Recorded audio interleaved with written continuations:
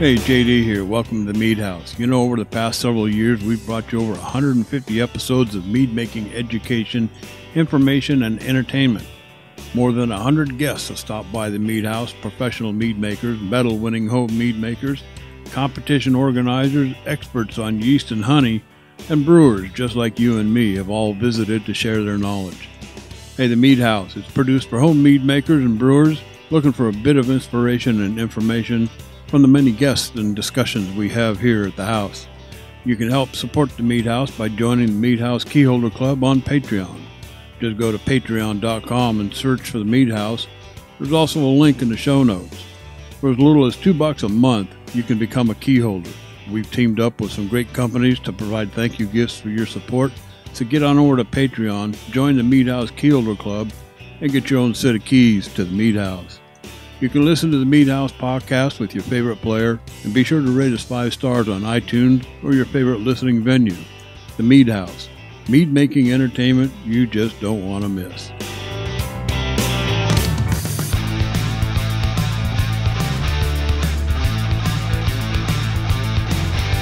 Hey, welcome to the Mead House, and thanks for listening to episode number 183.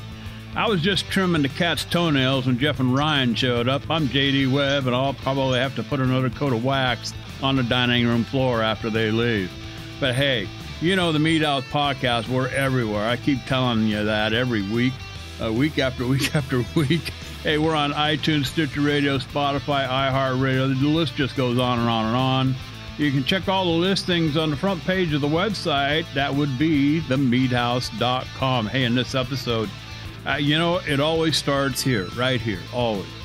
When a guy loves his beer and soon discovers mead, it just seems like a destiny about to become achievable, beer and mead. Combine the two and you get a braggot. Well, folks, we've stumbled upon another one, a braggot brewer, not just any braggot brewer, an award-winning braggot brewer. In this episode, we introduce you to Luke Goucher and Carson Souza from Obscurity Brewing and Craft Mead. In segment 2, Brewsolutions recap. You know, we made some resolutions this year, and I don't know, I'll probably have to prompt the boys to remind me of mine. I'm the oldest one here, so I do need a little help once in a while, Jeff. So, so we're gonna get into that a little bit, and then you know what effects that the COVID shutdowns may have had on our brewing here at home and whatnot. And then I got my order from Brewferm today, so I'm looking for some inspiration here. We'll get into that a little deeper when we get into segment 2, and then of course segment 3. That's the social club. This is where we try to answer questions from mead makers with no formal expertise other than what we've experienced in our own brew house. And then, of course, thanks for listening. Thanks to all the Mead House keyholders who help keep the Mead House podcast free. Hey, did you know that you too can become a keyholder and help support the show for as little as $2 a month?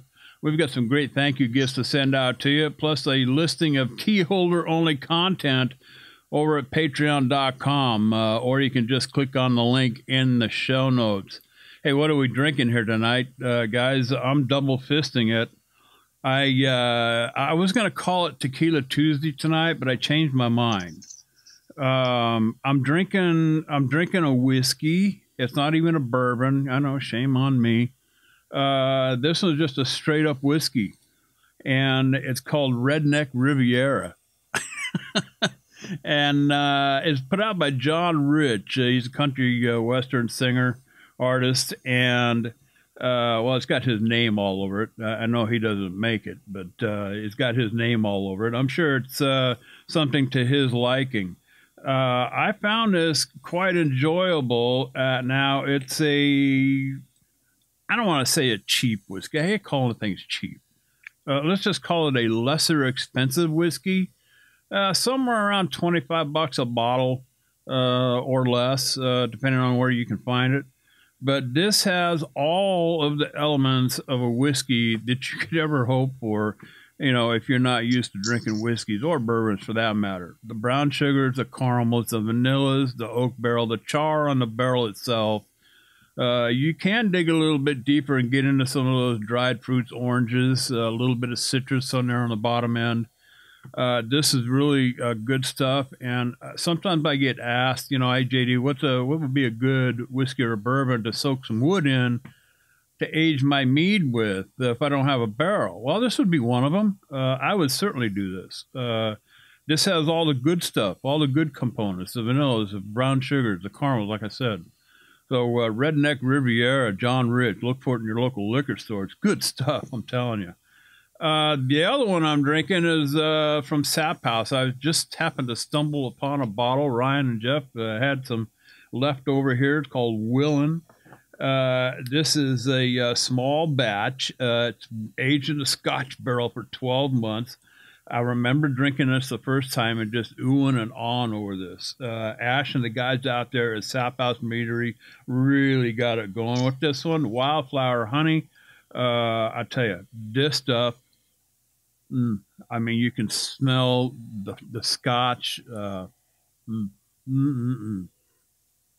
My word, man, oh man, oh man. It's got a little bit of smokiness to it. Which adds to that Scotch type flavor to it. Guys, I could sit with this bottle very quietly with a couple of hours on a 2-ounce pour and just, you know what I mean, Jeff? I mean, oh yeah. I mean, this stuff is great. So that's what I'm doing tonight. Jeff, what did you put in your cup? So I have two, as usual. In one hand, I'm also drinking a Sap House. I am finishing off my bottle of the raspberry, hibiscus, and rosehip. Very bright acidity. A lot of the good tart flavors from that raspberry and the hibiscus. Rosehips also provide some acidity there. Level of sweetness and body that I like. It tastes good on a chilly December evening, or not so chilly, I guess. We had decent temperatures today. And then in the other glass, I have a Free State Brewing Company Old Bacchus barley wine. We were talking to Kevin Martin last week. He was talking about barley wines, and man, that sounded good. So just decided to go with one of those this week. Sounds good.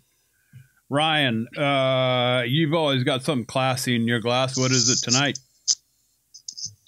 Classy indeed. So from our friends joining us tonight at Obscurity Brewing, I am drinking the Dog. I think it's called the Dog here, the DOG anyway. It is their Imperial Red Braggot. Ooh. And it's beautiful, by the way, and the way it looks, and kind of a little bit of a reddish hue to it. Nice, just off-white head, and I'm digging the caramel in it, and the honey is there. It's very good. I've only had a handful of professional braggots, and they're typically few and far between. There's not that many out there that really go all out as a braggot. There are some honey beers, or there was one here that was braggot style, or a couple here that were braggot style. But in a lot of ways, the honey was just there to just to be a sugar source to up the alcohol. But no, this actually has some really good, really, really good flavors to it. You can tell it's not just, that the honey's not just there to simply, be a neutral, gravity booster. So, this is very good. We'll talk more about it later, but I'm really enjoying it. It packs quite a punch. I think it's coming in at like 8.7% ABV. So it is pretty potent, we'll call it, but a very good one. Well, just drink half the can and send me the rest. Yes, yeah, I'll have to do that. put cellophane on it. There you go. Pass it on. All right. So joining us tonight. Now, this is going to sound confusing because last week we had the gold medal winner of the National Honey Board's craft mead competitions braggot category. Well, this year we have this week we have another gold medal winner of the 2020 National Honey Board competition in the braggot category, except it's in the honey beer competition. Now, if you're confused in that, don't worry, you're not alone.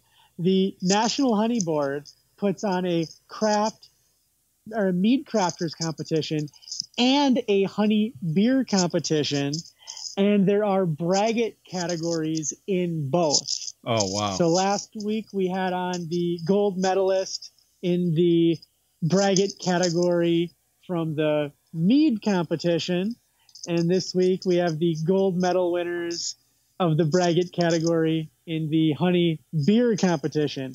If you're even more confused than that, I can't really help you. But just the punchline is we have two excellent brewers on the show tonight to tell us more about making braggots. Luke Goucher and Carson Souza.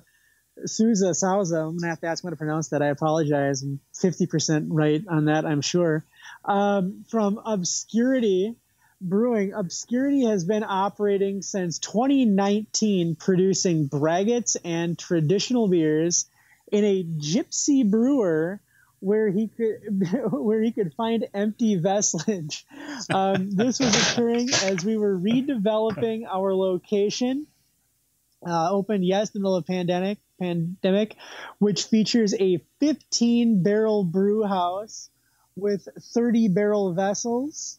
They are located in an agri-district in a community that is transitioning to a more urban commuter setting and are excited to preserve the natural aspects of the past.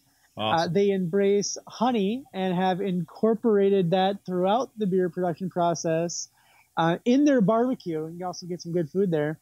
And lastly, in the mead will be made in-house starting in Q1 of 2021. So just the next couple of months here. As the production facility is just now finishing, it will feature production of meads and cider, and they are distributed in Illinois in cans and kegs. I should have mentioned, this isn't a tall boy. This isn't a 16-ounce can.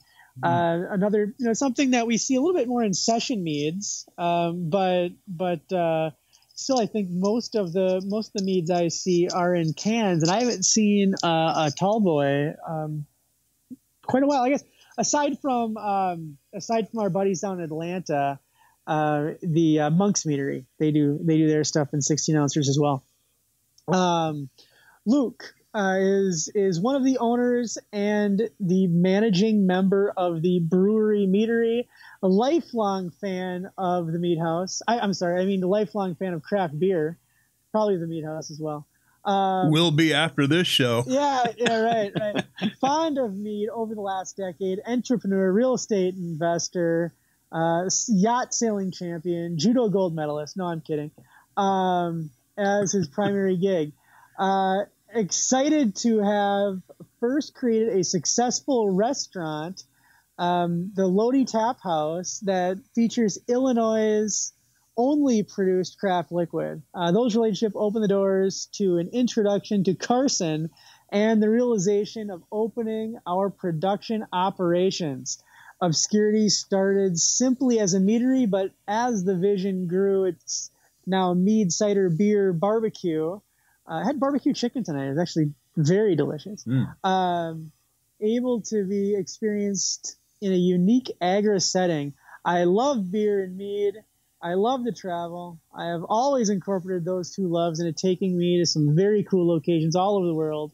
Production beer and mead locations in unique unique locations. Excuse me. It's already packing a punch, this beer. Braggot, excuse me.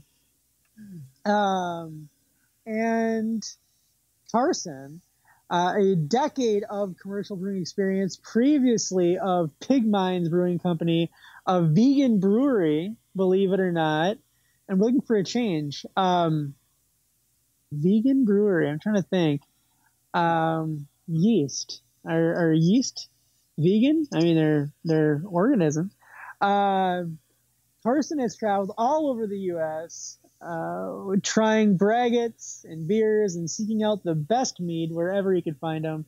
Carson has been fine-tuning and mastering his use of honey, as well as his ability to transition his experience as a commercial brewer into making mead and cider. Carson's first batch brewed in the facility was the award-winning braggot Hefe, which they'll have again available in the spring. I think we're on the line, guys, to get a 4-pack of that when it hits the production line again. They anticipate many more amazing things to come from Carson. Welcome to the show, guys. Thanks for joining us. Luke, what's in your cup tonight? Well, that was quite an introduction. I'm also drinking a braggot, and you're right. I am a lifelong fan of the Mead House as of today, so I appreciate you guys for having us on. Excellent, thank you. And Carson, what is in your cup tonight? I'm drinking the same thing as you, sir. I am doing the dog collaboration between D&G Brewing and Obscurity Brewing. It is a Braggot Imperial Red Ale. It's very good.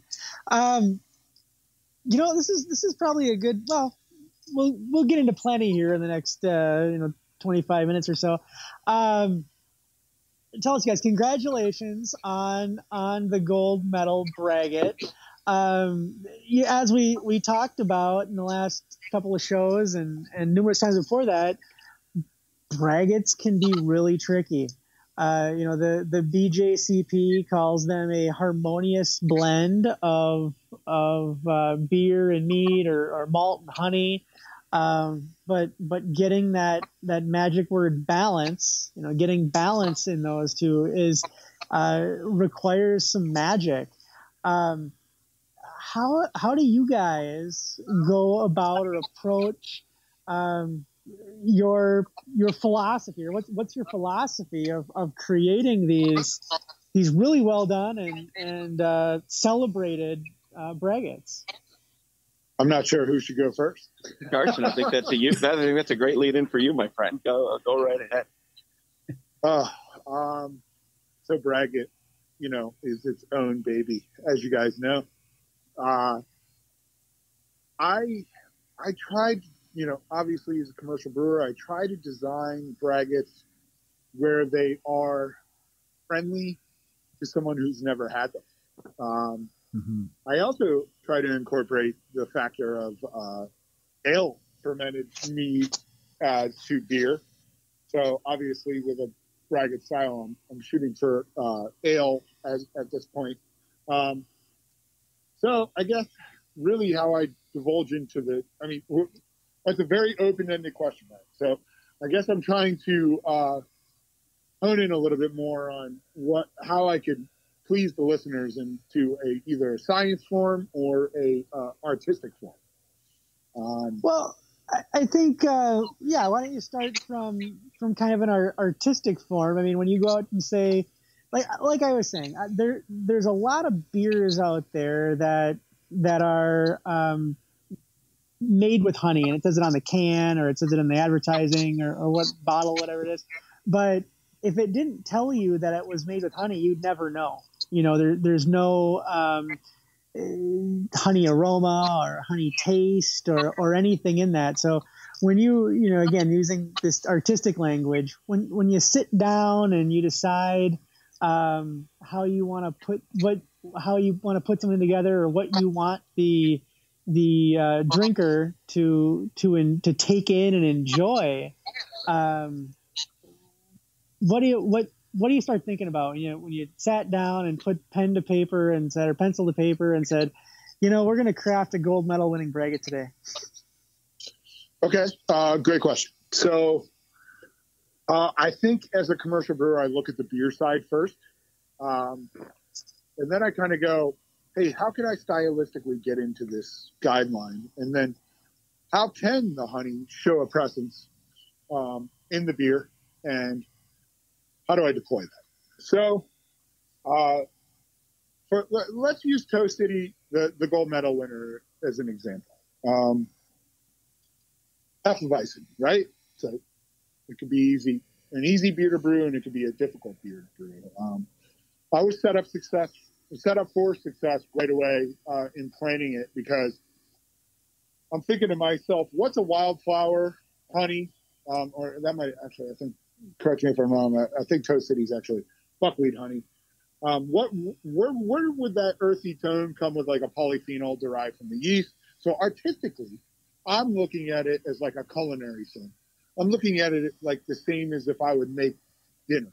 I'm thinking of flavor profiles, kind of coming subconsciously, essentially. I have these ideas of what the beer is and what it tastes like, and then I'm like, hey, how could honey as a fermentable and an ingredient add to this characteristic of what I would already have on a base beer? So once again, I go back to the original stylistic guideline of a Hefeweizen. I was very fortunate to have a friend who works for Hofbrau in Chicago, a longtime brew friend. He was able to give me the Weinsteffen Hefe yeast, only propagated for Hofbrau HB and brought into the U.S., I believe, at this point. But I had to like call my yeast purveyor and have the go ahead to get that yeast.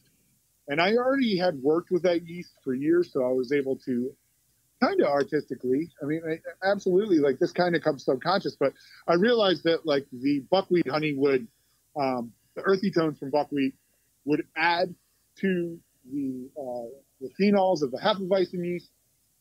However, looking into it even deeper, I knew that heavies can tend to dry a little bit, and that if this honey is pitched at the right time, and we could go through our yeast eating the Saccharomyces first, and then kind of picking, the Saccharomyces eating the sugar, and then kind of picking up on that complex sugar on the end, we could get a little more of a finish, and with a sweet backbone, but also a little bit of dryness, and really showcase the honey. And, stabbing in the dark with these things, I have knowledge base behind it, obviously, but to see how yeast act with different sugars, I was able to kind of comprise this braggot style and try to search out what guys were doing and trying to like go a little bit harder on the braggot style and using more honey as fermentable sugar. So I know I just kind of answered the artistic side and a little bit of the scientific side, but if I can think of it as an artist, it's very improvisational until I comprise it. I just kind of see the picture in my brain, and I think we're getting some great results. One of the things I heard you mention, one of the keys is when to add the honey.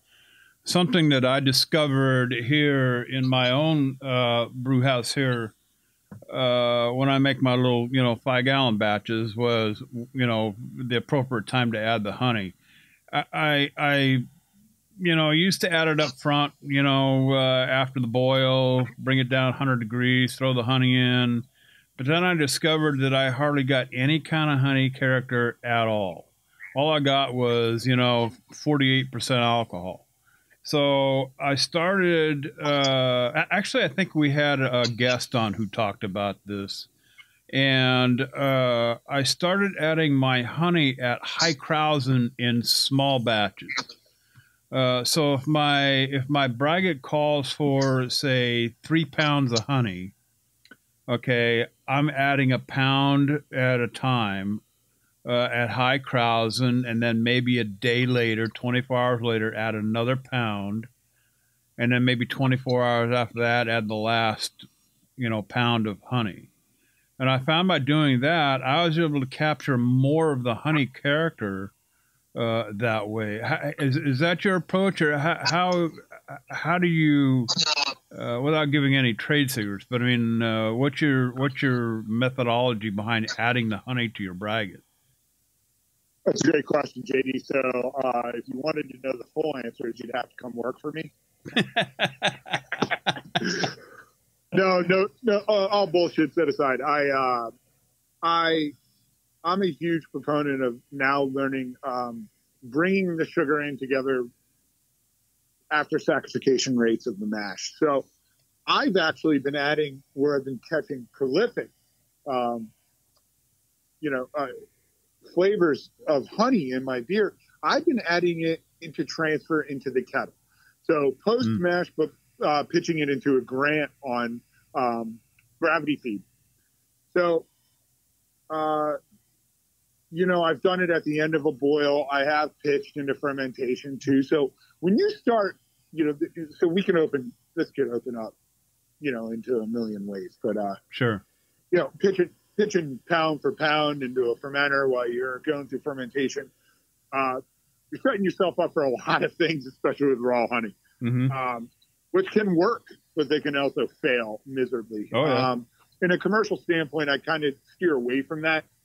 Also because, let's face it, honey is a lot harder for yeast to eat. So you have to constantly be nutrient them.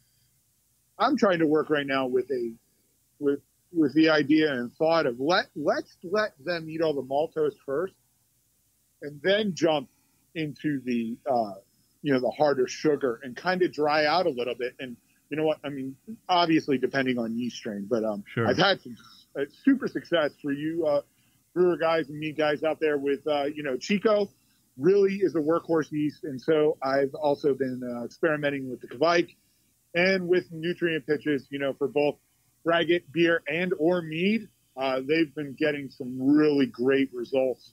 But obviously, it's a two-way street, JD. We can pitch it in the boil.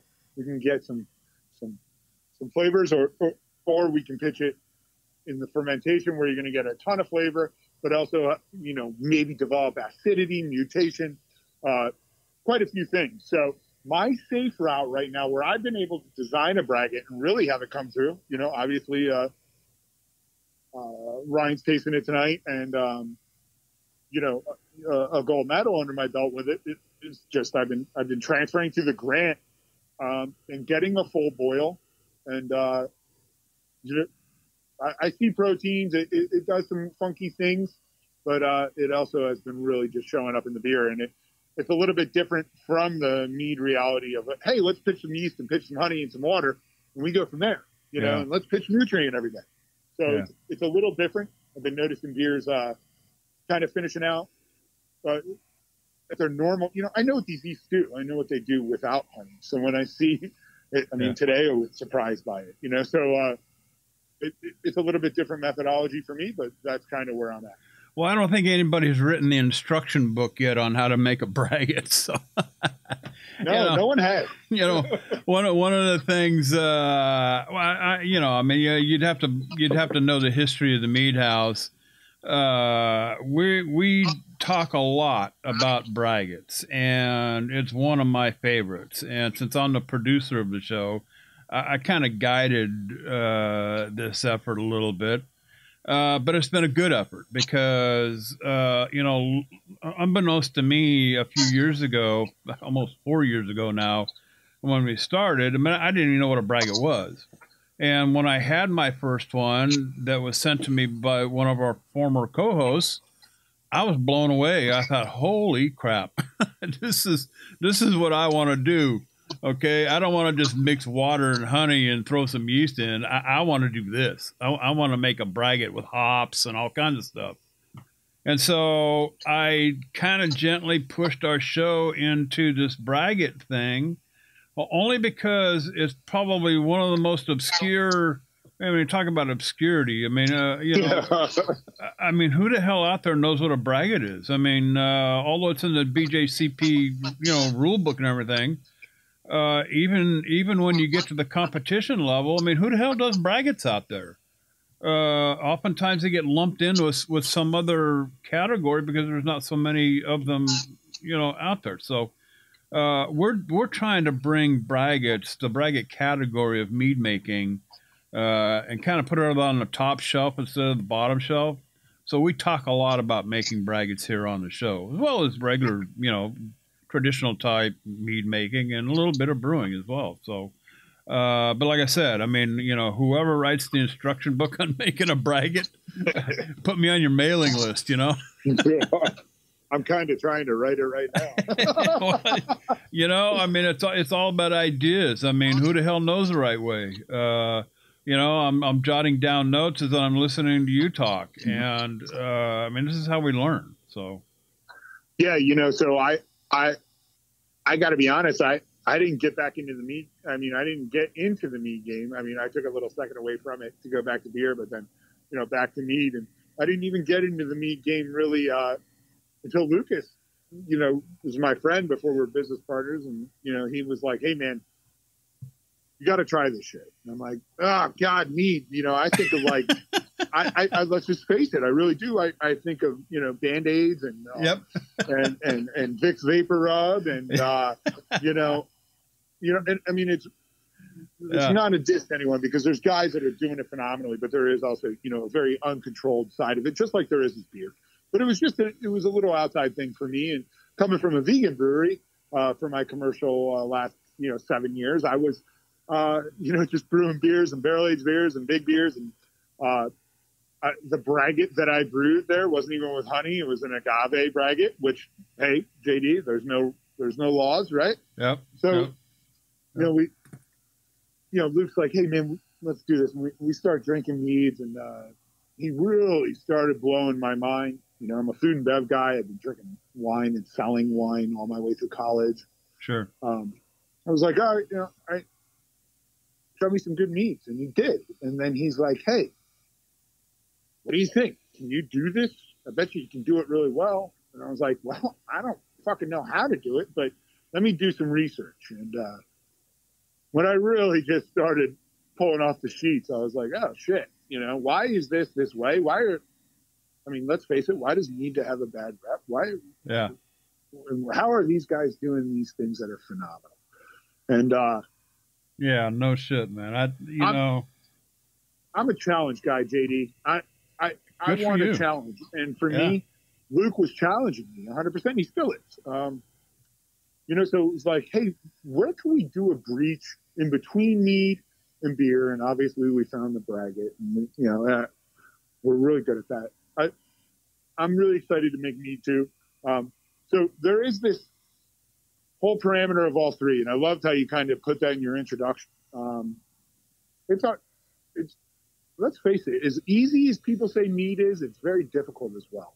Yeah. So another side of it is, beer, braggot, mead. I feel like there's this, it's just like when you did the introduction to your craft beer. Hey, this golden ale, that's the closest thing to Miller Lite. Next thing you know, people are drinking IPAs. Well, I think people are drinking beer.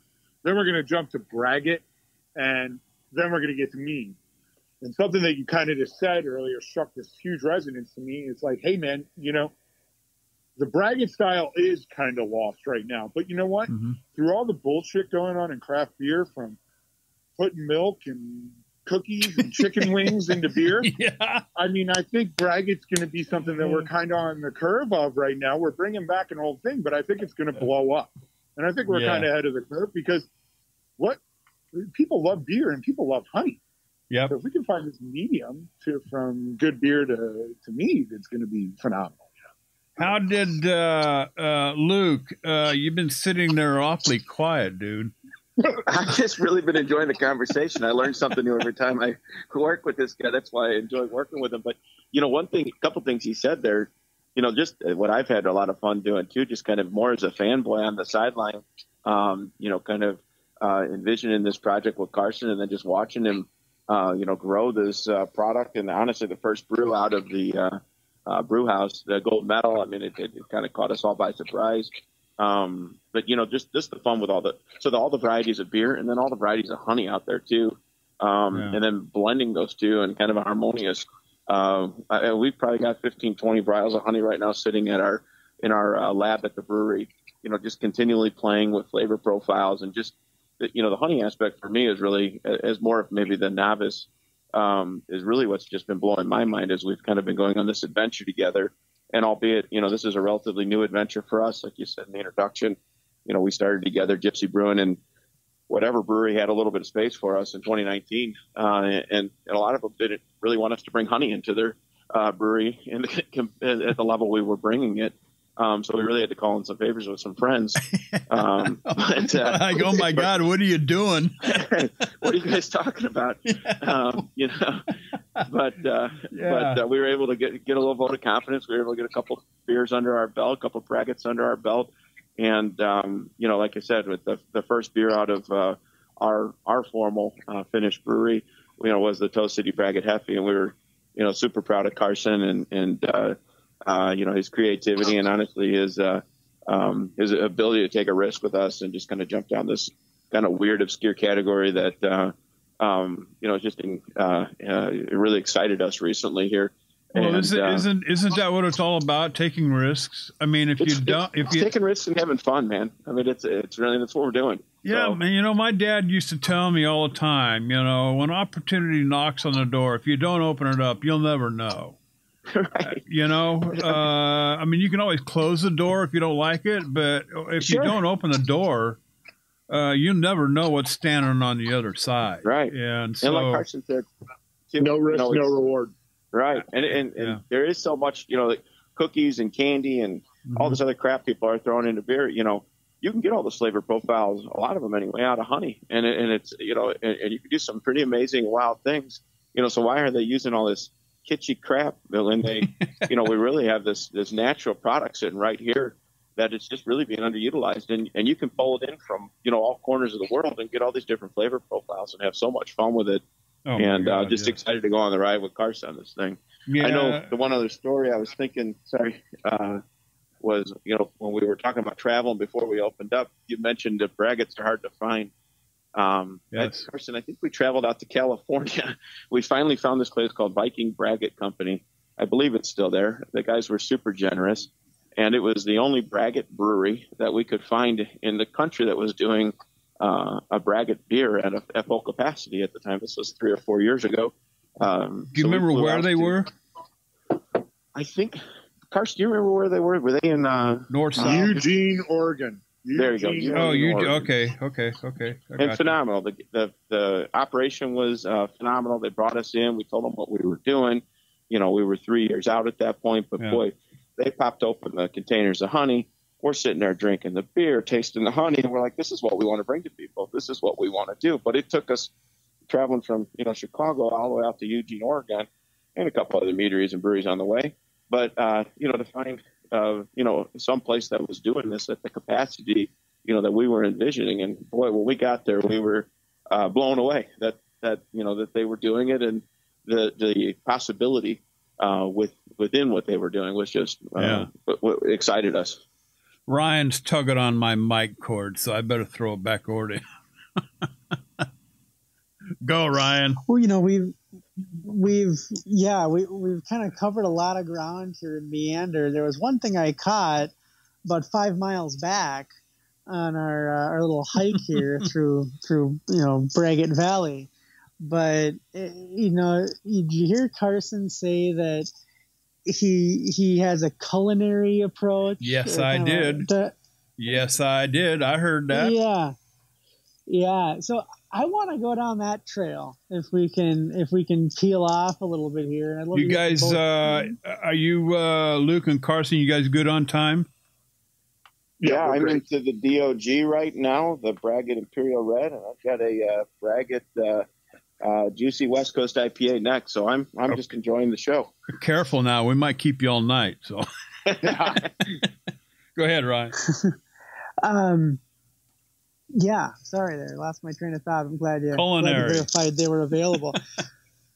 So let's go down that culinary path for a minute here. And as you think about the different notes that you get from honey and you're thinking about pairing those with different malts or different hops and different yeasts, and this probably is a blend of both, the art and the science of it.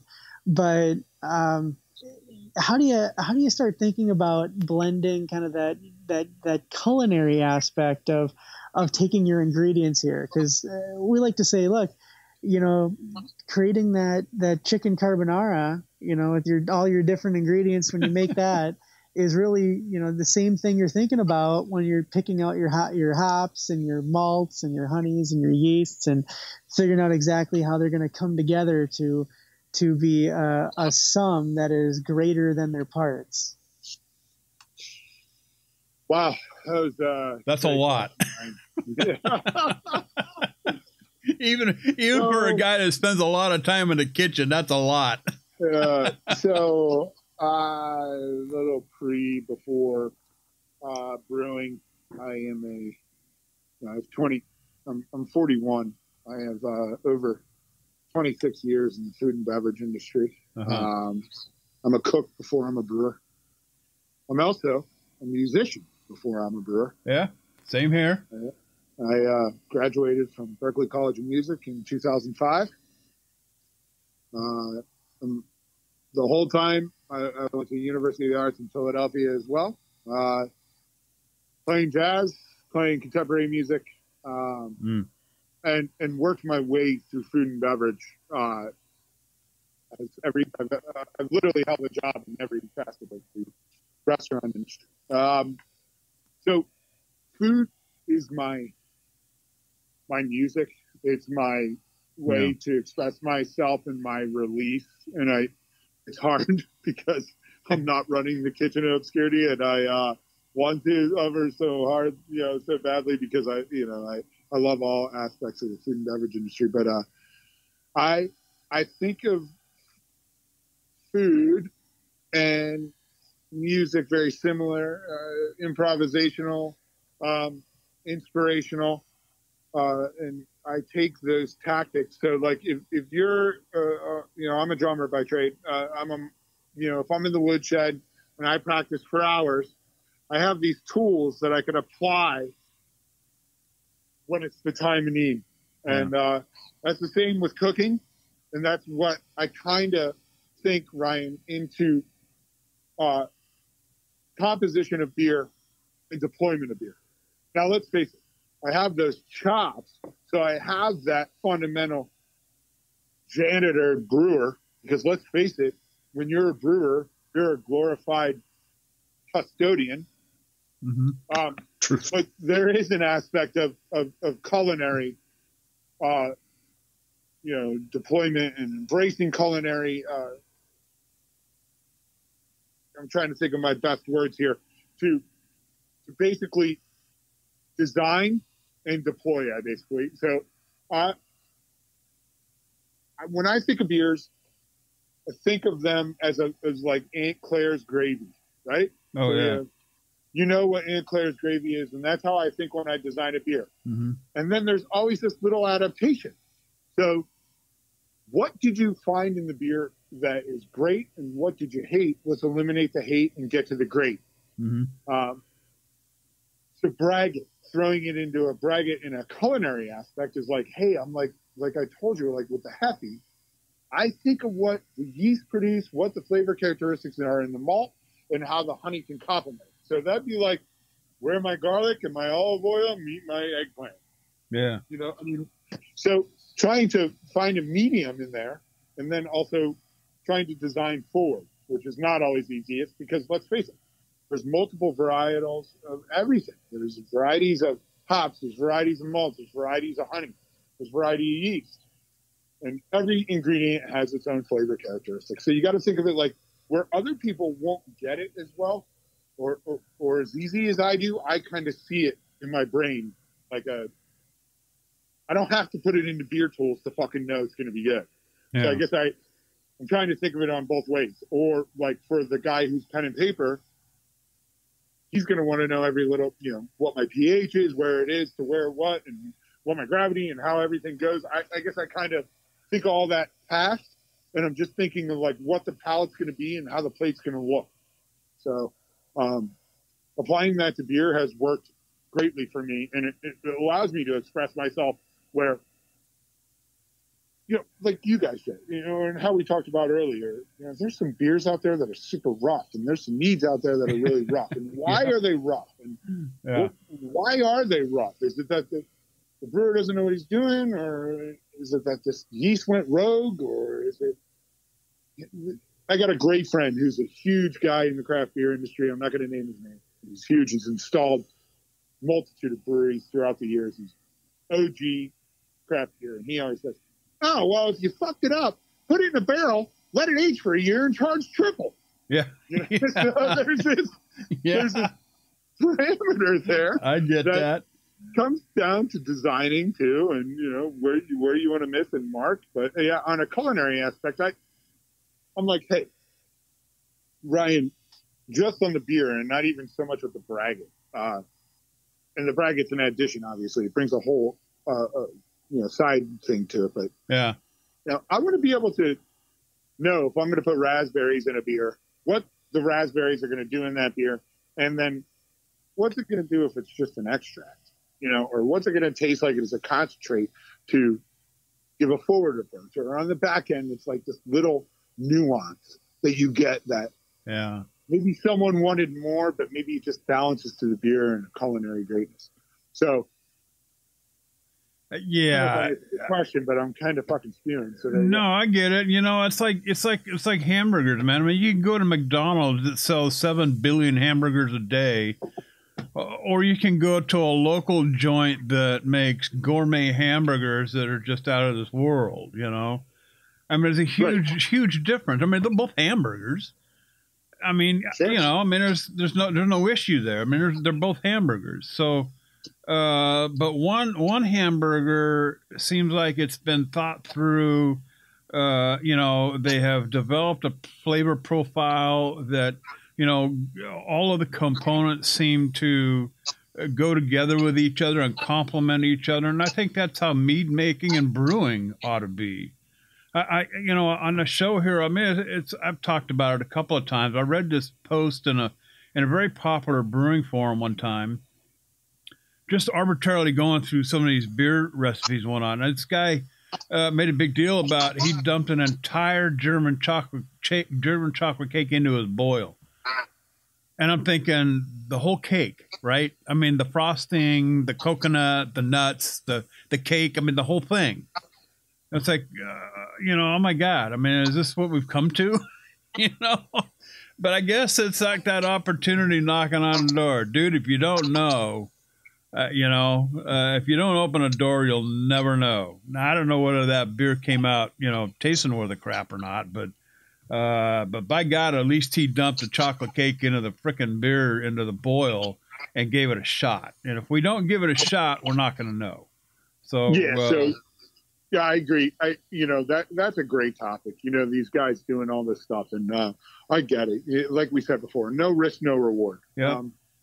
Yeah, but I also got to like look at also common sense. Like, if I throw some icing into a boil, what's the icing comprised of, and what's it going to do for the beer? Yeah. So I look at all those factors. Or is that just going to get whirl-flocked into a true pile, or are we really going to taste that German chocolate walnut? No, we're not. Right. So I guess I'm kind of like, I get that. But I'm also kind of like trying to achieve way past that and go, how can we mimic? How can we mimic that characteristic? And what's it going to take in a culinary aspect to a finished product or a fermentation product to achieve that goal? Because dumping a chocolate cake or some chicken wings into a boil ain't going to fucking work. Yeah. Yeah. No, I hear it. I hear you. I mean, you know, I love to play around in the kitchen too. I've made mistakes along the way, but then I've made some pretty damn good dinners that my wife really appreciates. So, you know, so I like that whole concept of being able to put components together, you know, put ingredients together and come up with something that's really good and tasty. I try to approach my mead making and brewing, you know, from the same standpoint.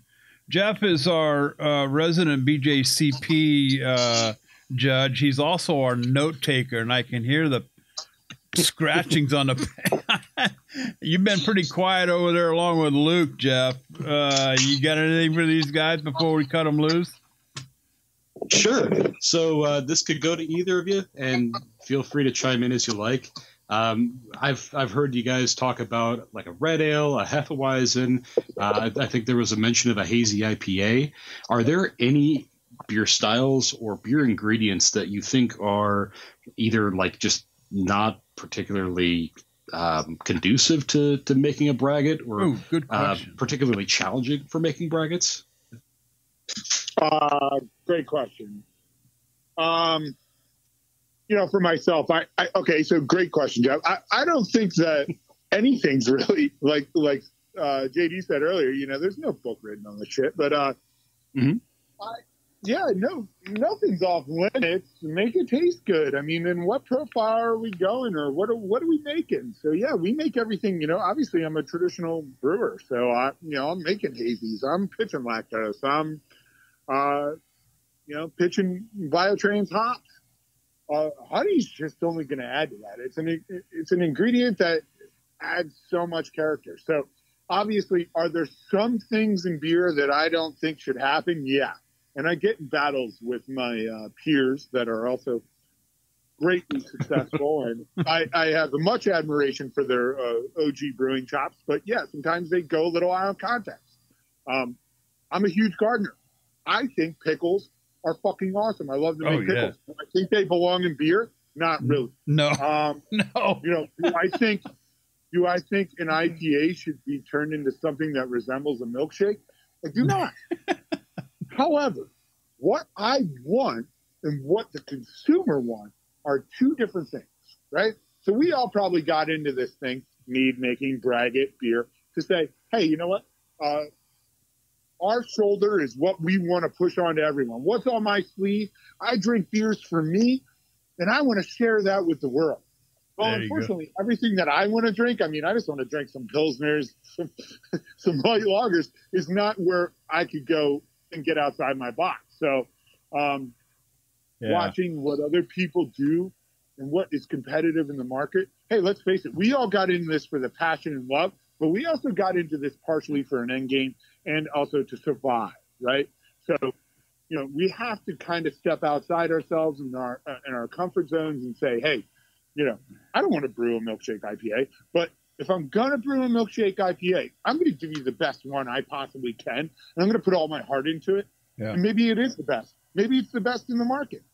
But, taking, Jeff, ingredients by an individual basis, yes, there are some that I huge like. There's others that are extremely different. For instance, Jeff, I tried to put bacon in a beer. You know how hard it is to put bacon in a beer? Very Yeah. Doesn't bacon go good with everything? Well, not really. So let's face it. How do we do that? Yeah. Maybe your guys, listeners and viewers and followers can chime in, and you could email me directly at carson@drinkobscurity.com. I'd love to hear all your guys' ideas and innovation. How to deploy bacon into either braggot, mead, or beer. Awesome. I'm open for suggestions. And if you guys are really digging into it, maybe I would absolutely offer some insight of what I've discovered. Very good. Very good. Luke, dude, I tell you, this has turned into the Luke and Carson show on the Mead House. This is amazing, man. I'm just enjoying myself here. I'm telling you. Yeah. Ryan does our, the way it works here, I produce the show. Jeff is our resident BJCP judge. He also handles a lot of the segment 2 stuff that we do. And then the social club, Ryan does all of our bookings and everything for us. So, and we're spread all over the country. I'm in Southern California. Ryan's in Minnesota, Jeff's somewhere in Kansas City. I don't know if it's Kansas or Missouri, one or the other. But anyway, so Luke, I want to know everything there is to know about where we can find all your stuff, your website, if we can get it shipped out to us. What do we need to know about Obscurity in order to make that happen? Good question. Good question. Well, we're unfortunately for the time being, we're only in the Illinois market, but we'd love for you guys to jump on our website and follow us here. We think in short order, at least our Mead component will be available April, May from the online platform, and that's www.drinkobscurity.com. And in regards to the braggots and beer in Illinois, we're distributed throughout the state. And we deliver in a pretty wide region now as well, home delivery. So those are the options right now, but hopefully more to come. So keep watching. Well, you guys are only a year old, right? Actually, out of our own house, we're only about 7 months old, 6 months old. So there you go. It's been a fun, wild ride, and we're enjoying it very much. So absolutely. Well, best of luck to you, Ryan. I don't know anything else, bud. Ryan, wake up. No. I'm just finishing up my notes here. drinkobscurity.com. Thanks, you guys. Please let us know when you get additional distribution, and if you're available on for shipping, so that we can let our fans know. We've got a lot of braggot makers that listen to the show, and I know they'd love to get you a try. We've got some in Illinois, and I'm sure if they haven't had yours, they'll be finding some soon. But yes, I know a bunch more would love to be able to try this. So again, let us know as you guys have more options to get to more parts of the country. And thanks again, guys. We'd love to have you back soon and talk more braggots with you. So thanks again. Yeah, we'd love to be back, and we'll talk soon. We appreciate you. Very good. Thanks, guys. Merry Christmas. Merry Christmas. Wow. Holy cow. What a pair. A couple of more braggot makers. I don't know, Ryan, you're on a roll, dude. Two in a row. This is something that I've been after for a long time, trying to find, people out there that like braggots, that like to make braggots, that make good braggots, that want to talk about making braggots. Like I said, it's one of the most obscure categories probably out there as far as competition goes. I know you can attest to that. Jeff can too. I mean, hell, even in the Iron B, trying to push the envelope here a little bit. So great show, man. Wow. Yeah, and it's one thing to have braggot makers that are home brewers and really pushing the envelope in that direction. We featured quite a few on the show, but to get a couple professional guys in there that are making it for a market and taking the more like wide commercial distribution approach to it and really getting it out in front of people's faces, it's a great thing. Yeah, finally, being able to put it out there on the commercial market. And I get the whole. We've talked about it before on the show about the whole legality thing. I mean, it runs from state to state. There's limits on what you can do with a meadery and winery and a brewery and all that. And I get all that. But, when you're able and you can, like I said, 2 in a row, Ryan, good going. We've come across a couple that are actually doing it. So good stuff. Brewsolutions, we're going to try to push things along here. I don't know that we'll get to a whole lot of the social club here, but we will try. We'll segment 2 here, a Brewsolutions recap. I got a funny feeling this is Ryan's notes. We made some resolutions for this year. And unlike most New Year's resolutions, we kept ourselves accountable past February. Maybe. I may need a little help with mine because, come on, I'm like 67 years old. I have a really good excuse. I can't even remember. So who is responsible for putting those notes up for segment 2? Is that you, Ryan, or Jeff? This was me again. Oh, you okay? Go for it. So yeah, I like the Brewsolutions idea that Ryan came up with back in it was episode 145. Mm-hmm. I thought it was a really good way to focus in on what we were doing, and it seemed like we all had fairly comparable goals.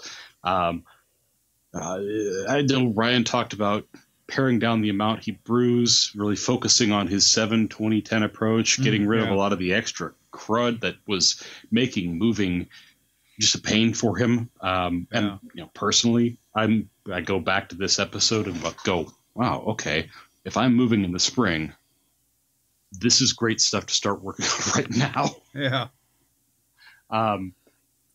Beyond that, there was talk of, I think on your part, JD, again, just getting rid of some extra stuff, kind of spring. Yep, I recall now. Yeah. Streamlining your operation. Streamlining. Jeez. Yes. This, the barley one's a little bit boozy here. So. We talked about streamlining operations, brewing to taste, kind of just focusing on the stuff that we like to drink. For my part, I talked about doing a lot less of the experimental stuff and doing just more stuff that I enjoy, kind of toning down the amount I make. And that way I can kind of keep pace with the amount I'm drinking. And then about 3 months into the new year, COVID hit. And, everybody's plans kind of went out the window.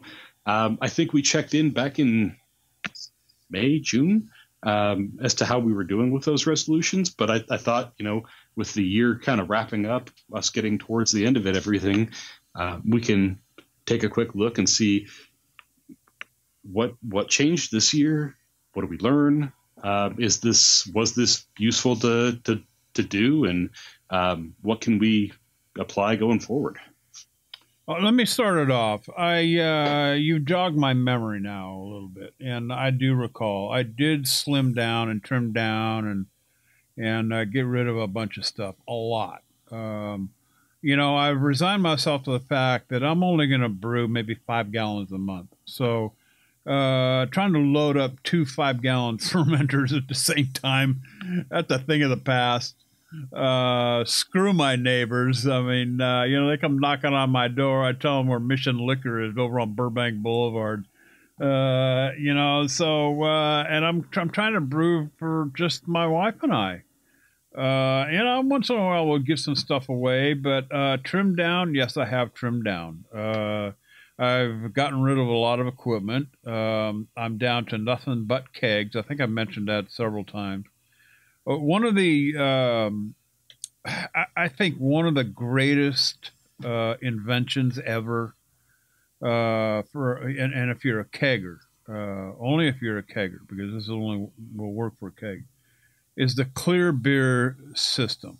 And I'd love to talk to the guy, at least get him on our show, at least, find out how was it that he put this thing together.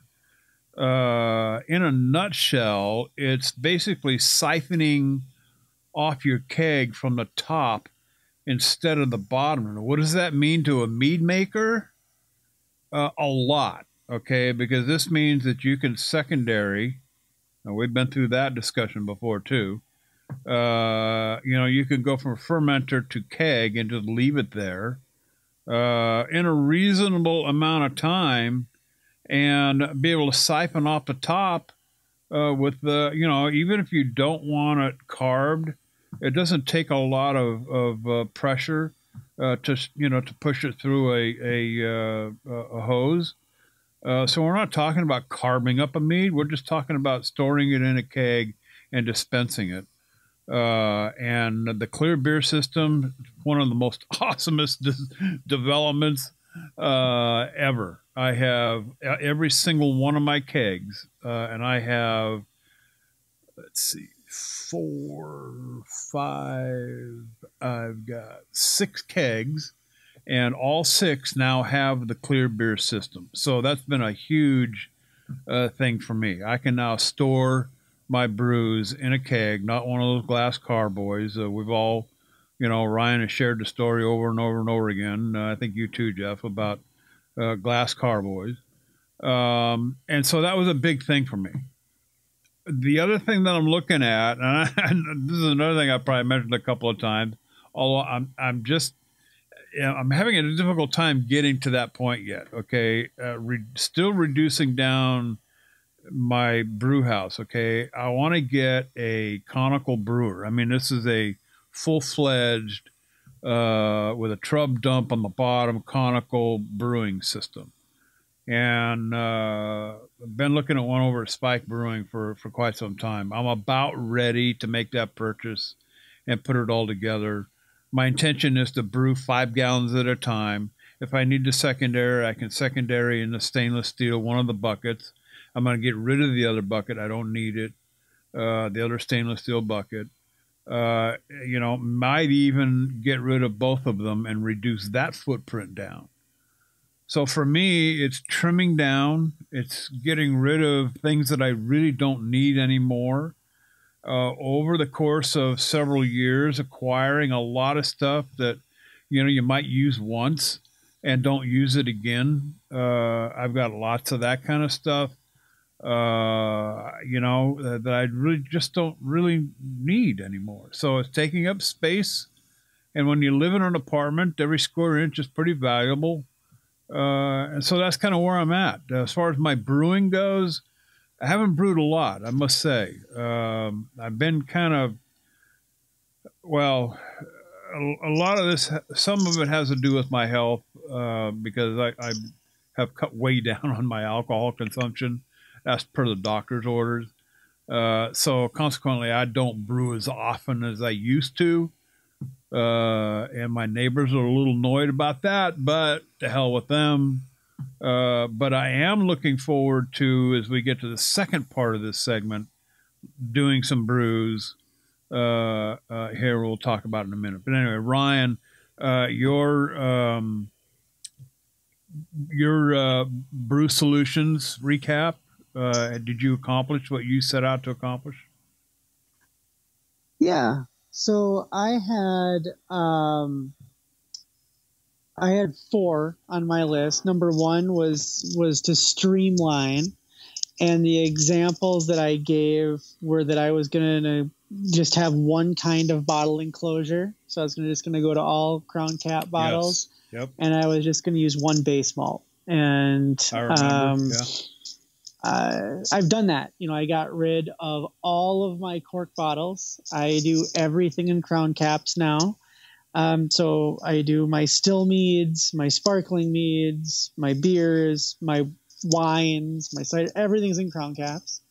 Did you see any kind of, was it, talk about the expense here just for a minute. Is it less expensive, more expensive? How did you find that to be? Was it or the same? From a cost standpoint, it's a lot less expensive. I mean, corks are a lot more expensive than Crown Caps. Mm-hmm. We've talked numerous times how there's really no benefit, enclosure benefit to a cork over a Crown Cap in terms of preserving the beverage or anything like that. So.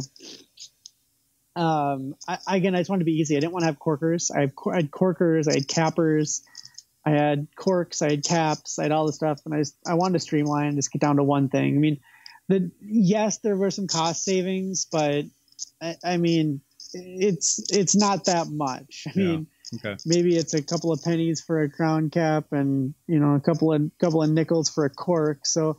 It adds up, but I mean, it's not a huge cost savings, but every penny counts, I suppose. Sure. One base malt, I've been really good. I went to, I've been with Pilsen for a while. I mean, Pilsen is my base malt, and then I steep in any specialty malts I want. So I'm able to just focus on that and just focus on one kind of base malt.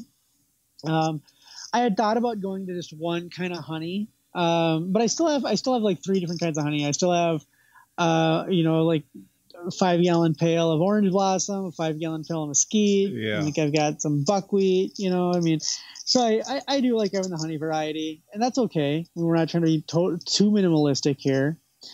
The second thing was to right size my brewing equipment, wasn't to downsize necessarily, it was to right size. Yeah. And I did that. I had like 24 carboys, and in ton, like probably 20 of the little 1 gallon stuff from the 1 gallon batches. And yeah, I downsized. I got rid of I just have a few carboys. I've got 2 primary fermenters. I really like they're very economical with the big mouth bubblers. Yeah. I've got the big mouth bubblers that I like. I'm right sized, I can't get into too much trouble with the equipment I have, but I also don't have too little equipment to not do what I need to do. Right. So I did that. I said I was going to number 3 was I was going to drink to brew, and I was going to be careful with experimental. So I basically said that I was going to kind of go to a 70, 20, 10 approach, meaning 70% of the batch, 7 out of every 10 batches I brew are the bread and butter. 2 of the 10 batches would kind of be iterations of the 70. So, hey, I really like this braggot, but what if I added something else? I really like this, stout braggot. Oh, what if I added cherries to them? I kind of like that. That might be nice. Cherry stout braggot. Or that kind of thing. And then the 10%, the 1 out of 10 batches would be like a complete experimental. I want to be really careful with those. And I've done just that. I mean, Good. Almost everything I've brewed, has been stuff that I've enjoyed drinking or knew I was a high probability of enjoying drinking. I kind of got out of stayed away from the just because you can approach. We had a question a few shows back about, like, can I ferment this? Can I ferment that?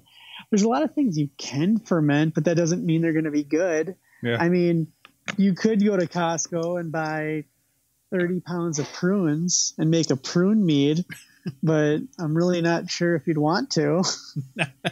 So, just really careful with that. I've been doing a really good job of that, making some really good stuff, just kind of saying, oh, I really like this braggot or this mead or whatever it is. I'm going to make one small tweak, because I think I'd like, it'd be fun to try this, and kind of a small gamble, small bets. So like I said, like little things like, oh, I like cherry stout. I like, can I make this a cherry stout, braggot this time? Or, oh, I really like this brown ale style braggot.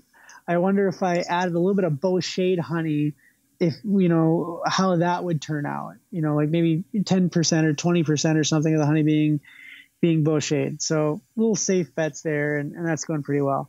And then the last one was waste not, want not. So using the ingredients I have on hand first, and drinking the bottles I have first, and doing that.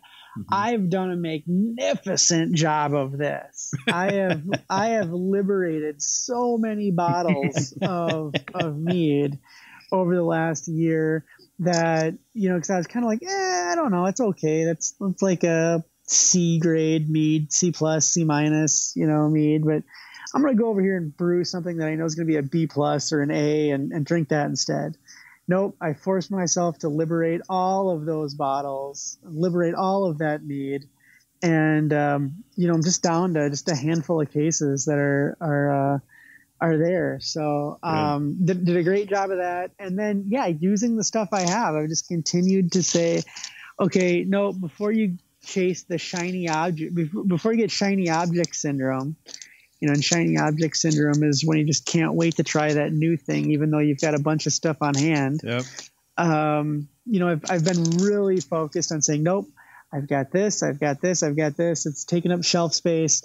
I'm going to use that, and then I'm going to go on. So using up the honey varietals I have, the grains I have, the yeast I have, the hops I have, the oak I have, the spices I have, all that kind of stuff. Just using up what I have, and doing that, and then getting creative. The last thing is just getting creative. Like, if you know that you're not going to use something, or you don't want to, do something else. I had a pound of this. I don't know. It was one of the candy syrups, and I think it was a candy syrup, and I got it because I was excited. I had shiny object syndrome. I was really excited to make something with it. I was like, oh, I'm gonna make, something, and then the more I thought about it, I was like, I'm just, that's not a mead I'm excited about drinking. I'm not gonna drink whatever. I don't know the flavor, some obscure flavor, right? But I said, but you know what? That really would be good in a cake or brownies or something. I don't know. Let's just pretend, for example, because I did use this one. This isn't it, but it was that bourbon, molasses, candy flavored syrup. And let's say you bought that and you got it and you were all excited to make a mead, but you decide you don't really like that. You don't really like those kind of meads. You much prefer, light melomels. Well, don't force yourself to make a batch with it then if you really think there's a low probability you're going to like it, because that stuff would be great in a pan of brownies. Right, yeah. Just take out some sugar, add some of that in place of the sugar and do that. So I did, I've done some of that too, of saying you can repurpose some of these ingredients that you might have purchased and said, I don't know what I was thinking, and use them in other ways there. So I'm going 4 for 4. I'm giving myself 4 for 4 from the year. I said, streamline, right size, brew to drink, waste not, want not. I'm batting 1,000, ladies and gentlemen. There you go. That's what it's all about. One thing you said, cutting down on the amount of honey. That's another thing my wife always used to take, because I had 4 or 5-gallon buckets full of honey laying around the house all the time. It's like, what are you going to do with all these buckets of honey? Well, I'm using them, hon. Yeah, but they've been in the house for like 3.5 years. Good things take time, right? So, yeah, I've cut way down on that even. So, like you, I mean, I've got a, I go up to the honey place up in Fillmore, up north of us. I can buy it in 5-pound. That's all I need, max amount, when I do my braggot. So I don't need to buy 60 pounds of freaking honey anymore, so that's also changed for me. Jeff, getting back to you over there in Kansas City. Yeah. You have gone through some changes too, and talk about yours here a little bit. Sure. I didn't bullet point mine like Ryan did. I was kind of listening to that. Well, episode, how Ryan's kind of anal about that kind of stuff.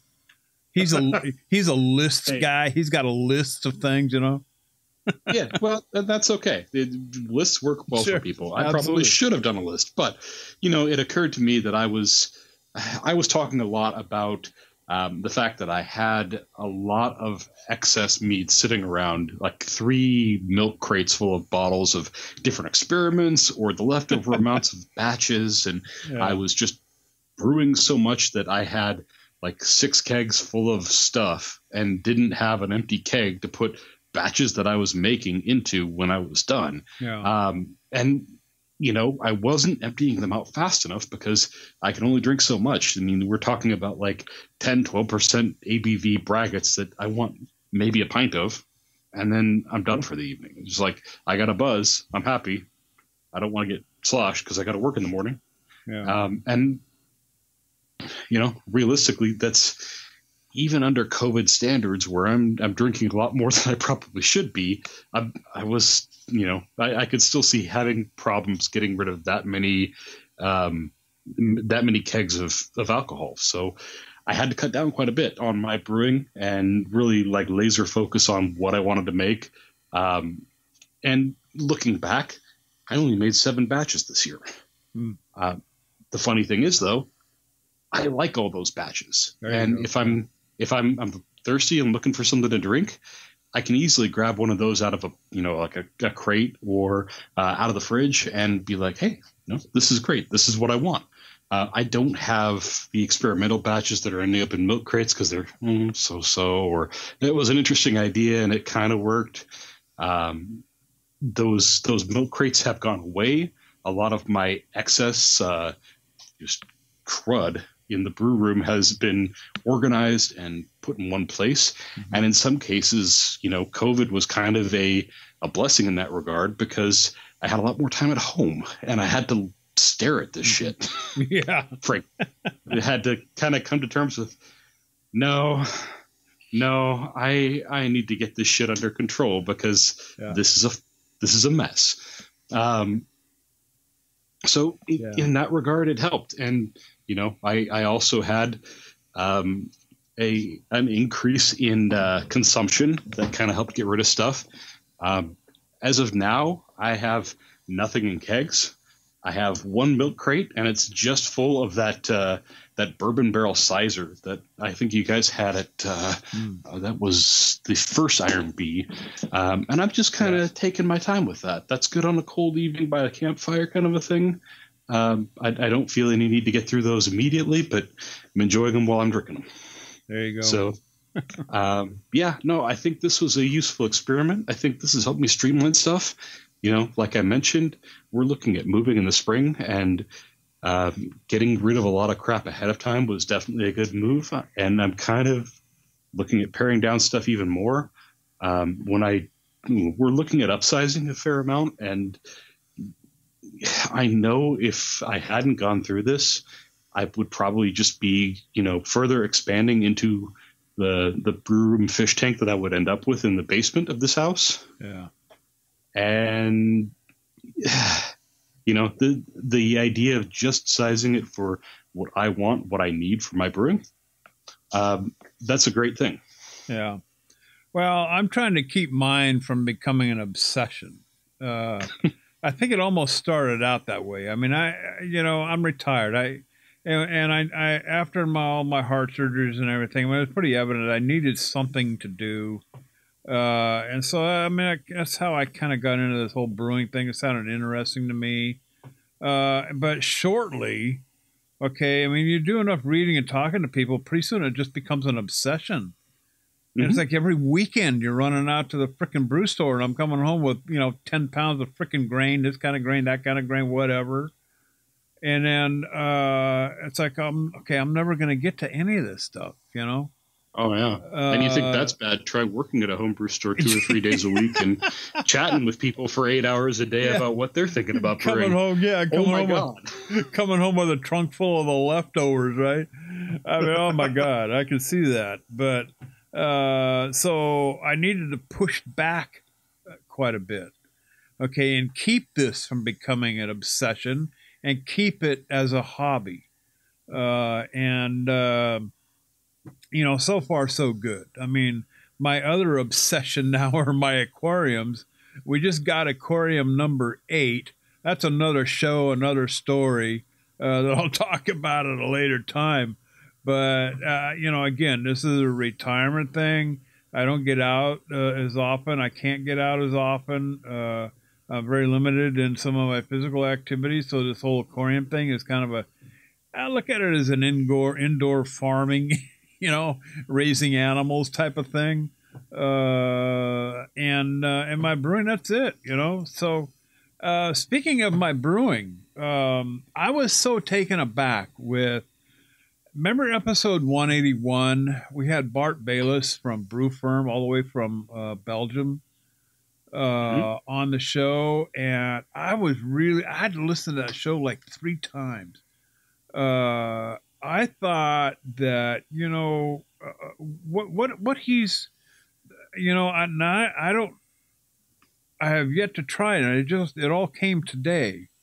But the single small batch, and if you want to go out and buy here's a little hint, okay, guys. If you want to go out and buy a good bourbon, look for the small batches out of these distilleries. Don't look for the big Jack Daniels batch, the Evan Williams batches. They're all fine and good. Some of them aren't bad. The John Rich, that's a big batch whiskey. But you get into Mitchers, you get into Blantons, you get into these small batch stuff, and you can really get into some good stuff. And that's kind of how I looked at this. So I'm eager to try. I picked up Bighorn Blonde Sinister Stout, and Flemish Fiend from Brewferm. And for our listeners out there, Mead House is the code word for a 20% discount. We still got it running out there. But Bart talked about these mixes that, I mean, just, you know, remember the old biscuit dough, just, or what is it, Jiffy cornbread, just add water or whatever the hell it is? Yeah. This is basically what this is. Just add water. Of course, in our world, it's add honey and water. So I was looking for a little bit of inspiration from you two, starting with the Bighorn Blonde, Ryan. This is a full-bodied beer. It's got a sweeter type of, you know, I'm sure you've had blonde ales. They do have kind of a sweetness to them. They're very easy. I mean, I enjoy some of them, not all of them. I like the more malty ones. This one has hints of toasted hops. They call it a truly diabolical beer. This brews 9 liters or 2.5 gallons. So obviously I'm looking to add some honey, turn this thing into a braggot. You have any inspirations for Bighorn Blonde at all, Ryan? So I believe that kit or that mix he sent or that you have makes what, about 2.5 gallons worth of beer? Mm-hmm. Are you planning on keeping it like that, or do you want to go to 5 gallons? No, I'll crank it up. I'd like to take it up to 5 gallons. Yeah, you know, like a full batch. Again, you've essentially got a Ryan braggot there. All you've got to do is throw that in the fermenter. You know, that canister of you know, malt extract, that hopped malt extract, and then I'd 3 pounds of maybe a nice, you know, orange blossom honey, you know, at high croix in there. And then what I would do now, because it's nice and clean, you know, you didn't steep any hops in, you don't, you know, right. I mean, you didn't do a hop stand, you didn't use hop pellets or anything like that. So there's really it's nice and clean. There's no that vegetal material in there. Right. I've got a French press that I use for different things, not just coffee. One of my French presses, and here's what I'd do. Because I really like kind of punching up that hop aroma. Mm-hmm. Is I would put, I don't know if you need 5 ounces, but maybe a couple ounces of hop pellets in the French press, and so boiling it, right? So you boil, sure. Add your kind of do a hop stand in there. You know, you put your hops in there, your water. I mean, you want to be extra careful. You get a little hop sock, put the hops in a hop sock, and then put your boiled water in there, let them stand for a while, and press it down. And you'll end up with if you do it right, you know, a pretty clean liquid there. You know, shouldn't be too much floaters in there. And then I would add that mixture to your bottling bucket or directly to your keg. To the keg. It's boiled, yeah. It's sanitary. You got no problems with that. So now you've taken your canister, you put it in, I don't know, let's say 4 gallons. You know, mm-hmm. You've made 4 gallons of wort with it, and then at high kreuzen, you know, you add your 3 pounds of honey and maybe a little more water, and now you're at, you know, about your 5 gallons. It ferments all the way. You're done. So you're going to transfer to your keg. You do that little French press hop thing, you know, a little hop tea in your French press. Add that fresh hop tea directly to your keg or your bottling bucket, you know, and then you rack your beer, or you know, right on top of it, yeah. And you'll have that with a nice little fresh hop punch there, and that's probably what I'd do. I'd kind of I'd do it that way, but that's just because, like I said, I want some of that nice hoppy flavor there. As I'm thinking about my blonde ale, especially if it's on the sweeter side, that I think it can hold up to that. Yeah. Jeff, I don't know if we're going to have time to get through all three of these. I've got my pick here, either the Stinner's or Stout or the Flemish Fiend. Let's go with the Stout. One of my wife's favorite beers is dark beer. She loves the nut brown. She likes Stout. She likes porters.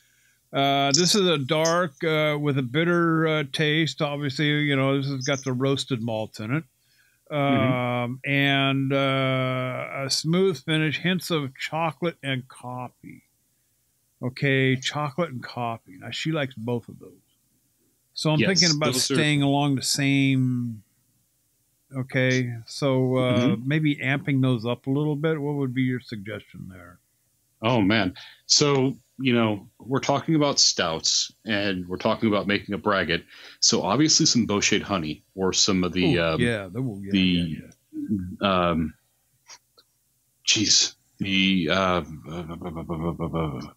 Baker's honey, not Baker's honey. Avocado, maybe. I got some avocado. Melter honey. Melter honey. Melter honey. That's what I was searching for. Jesus. The melter honey would be a good option there. Avocado could be very nice too. It has that malty character to it, and it is darker in nature. I could see that running really nicely. I would even consider punching that up with, some cacao nibs, or maybe some like rough ground coffee. Yeah. For my money, I might even put in a fruit component. We talked like a dark fruit. About how, yeah, you could use cherries. Coconut in the stout is a perennial favorite. I actually in episode 145 I was talking about a stout that had been aged in an apple brandy barrel, which was odd but fun. One thing that I've thought about playing with actually is like a Bananas Foster style stout. Oh, dude. Right? It's already got the caramel in it, kind of. Punch that up a little bit to get that banana flavor in there. Yeah. I think it could work. Good ideas, man. Not that we're going to be doing, now mind you, remember the first part of this episode, no, we're not going to be doing two of these at the same time. So it may be a while before I get to the next one. The dilemma, which one to start first? Right. So I think my wife will probably win out, and I'll probably do the stout part first. So yeah, I good ideas, guys.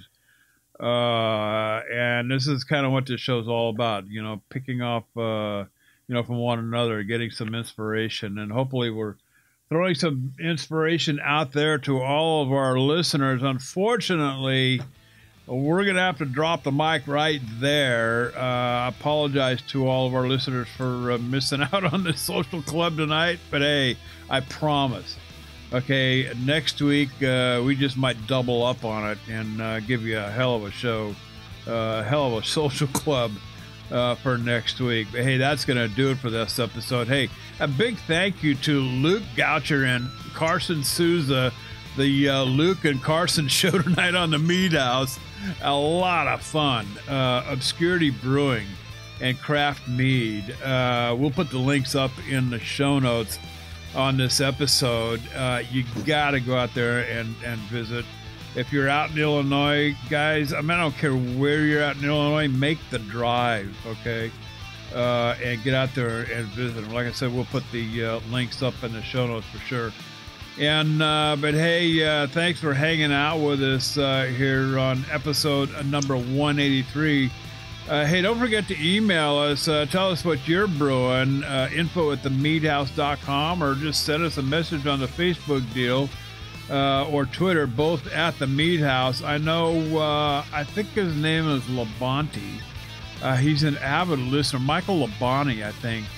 He had a deal going on there. Michael, I'm sorry we missed the social club tonight, but I swear you are up first next week on episode number 184 of the Mead House. So, hey, Ryan, flip the lights off. Jeff, slam the door shut. Hey, we'll be back next week with another one right here at the Mead House. We're gone.